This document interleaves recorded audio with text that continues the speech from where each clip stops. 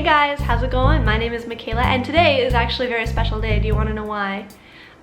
Today is a very special day because 11 years ago today I came to Japan for the first time. 11 years! That's like 40% of my life. Seriously. 40% of my life has been spent in Japan. In a previous video where I talked about why I came to Japan, I talked about how I found it really hard to fit into the Canadian high school lifestyle growing up. And it wasn't that I didn't have friends, it was just that I really enjoyed my alone time and I didn't enjoy going to parties or any of the social activities that a lot of people my age did. And at the time, like, honestly, my parents were worried. They would use words like antisocial, like, oh, you're being antisocial, like it's a bad thing. But only in the past couple of years have I come to terms with the fact that I'm actually just a huge introvert. But you know what? That's totally okay. And when I think about the past 11 years, really, one of the things that has made my life so comfortable here in Japan was the fact that I do think it's very easy to live in Japan as an introvert. I find that people generally like to keep to themselves. They don't like to, you know, get involved in other people's business, and they're very private people, which, you know, suits people like me who are also kind of private and quiet and withdrawn really well. And while I do think that there are a lot of introverts in Japan, they don't like to put labels on themselves. I think when you label yourself as an introvert, people kind of think that has negative connotations, mostly due to misunderstanding what it actually means to be an introvert. For starters, being an introvert doesn't mean that I'm shy. I'm perfectly capable of being outgoing and bubbly when I'm in my comfort zone, when I'm surrounded by people that I trust, or when I'm in front of a camera alone in my bedroom. Like, it's not beyond me to be outgoing, to smile, be energetic. I can do that, but it also means that, like a battery, it drains pretty quickly, it needs to be recharged, and I can't be like this all the time, every day. Seriously, as soon as I'm done shooting this video and I turn off this camera, my face will probably go to like for the rest of the day. The second common misconception about being introverted is that it means that you're a recluse and you don't like people at all. And I think that is an over-exaggeration, because as much as I do love being alone, it doesn't mean that I'm, you know, afraid to go out or that I don't enjoy being out. Like, I have friends that I love to hang out with, but I don't seek to expand my social circle beyond that because I'm comfortable. And in the internet world, being introverted has become such a cliche because it feels like everybody's an introvert, and there's a good reason for that. It's because for people like me and like so many other creators, especially YouTubers, it's a lot easier to sit in your room in front of a camera and express yourself than it is to go and express yourself in front of thousands of people. This is within the comfort zone of an introvert. It's not that strange, really. I don't think that being the life of the party is like the end-all goal of humanity, and I think the sooner that people can understand and respect that there are more than one type of person in this world, the happier we'll all be. So that is my opinion. For as introverted as I say Japan is, it's also very conscious of the fact that it needs to try harder to facilitate social connections, and therefore there are times that you might need to just kind of bite your tongue and deal with it within Japanese society.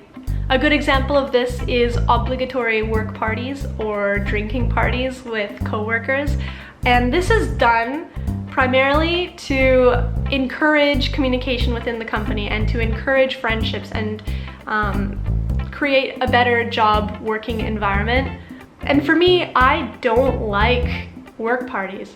And I think a lot of people don't like work parties, but you actually lose a lot more by not going, unfortunately. By not going, you are showing kind of like a blatant disinterest in helping the company run smoother, and that can be offensive to people around you and actually have a negative impact on your job. I've canceled work parties. I've canceled attending work parties last minute, and I can tell you that I have not benefited from that ever. I've only disappointed people and let them down, which sucks because I know that their intentions are pure. They want to get to know me, but I deny them that opportunity by saying I'm sick at the last minute. And you'd kind of have to just understand why they exist in order to feel okay with attending. And if you don't attend, you have to realize that by not attending, you're taking a risk of potentially hurting people's feelings or showing disinterest in getting to know everybody, and that can have a bad effect, negative effect on your work. Another thing you should keep in mind about Japan is that I guess the foot in the door job, the first job that most expats have in Japan is teaching.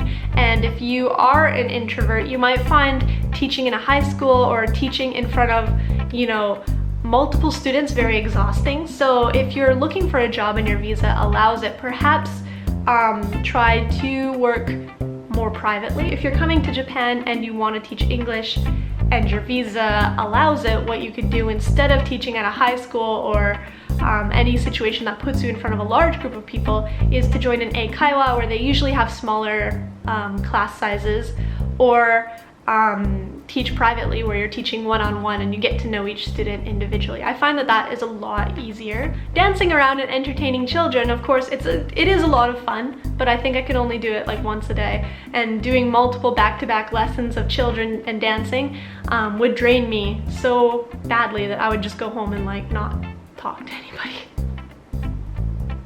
The good news though is that I think being introverted actually comes with a few advantages in Japan, and that is because introverts tend to be more withdrawn but also very perceptive and sensitive to the feelings and the environment around them. And I think that that is a really valuable skill to have in Japan, especially when a lot of communication is done. Hi, Alon. A lot of communication is done very vaguely, and there are a lot of vague expressions, and there's a lot of reading between the lines that needs to be done when communicating with Japanese people, especially in a formal environment. If you're interested in knowing more about your personality type, you should take a Myers-Briggs test. These are actually so much fun. I love these tests because I always find that they're so accurate. And I think it's important to take it because then you realize that there are so many different types of people in this world with so many different strengths and weaknesses. Not everybody functions the same way. Not everybody handles stress the same way. So taking the test might help you understand yourself a lot better, but it also might help you realize how many different combinations of people there are out there in the world. I can't remember what I am, so I'm going to take the test and then I'll put the result in the description. But let me know who you are. Let me know, are you more of an introvert or an extrovert? What are your strengths and weaknesses? Let me know in the comments, and I will talk to you again soon. This is Kit. Kit is also an introvert. Kit's hobbies are hiding away in the bedroom, the one cool room in the house, and sleeping all day because it's too hot for that noise. Isn't that right? Isn't that right? You're good.